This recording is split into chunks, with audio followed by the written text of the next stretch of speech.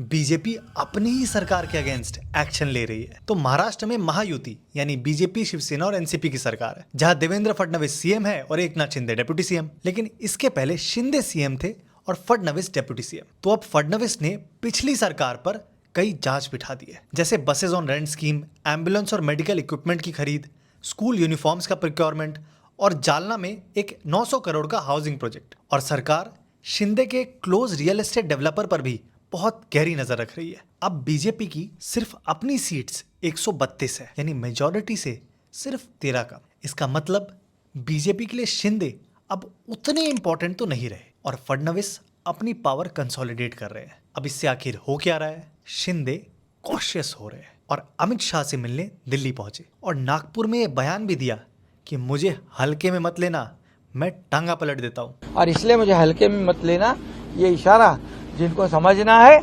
वो समझ ले। अब ये किसे कहा मुझे नहीं पता। और दूसरी तरफ संजय राउत कुछ और ही क्लेम कर रहे हैं कि अमित शाह ने शिंदे को अपनी पार्टी बीजेपी में मिला देने को कहा, तभी वो वापस सीएम बन पाएंगे। लेकिन इस बात का कोई प्रूफ नहीं है, इसलिए इसे कितना सीरियसली लेना है वो आप देख लेना। लेकिन एक बात तो तय है, महाराष्ट्र की राजनीति में कुछ नया और इंटरेस्टिंग होता हुआ दिख रहा है। ऐसे और पॉलिटिकल अपडेट्स के लिए पेज को फॉलो जरूर कर लेना।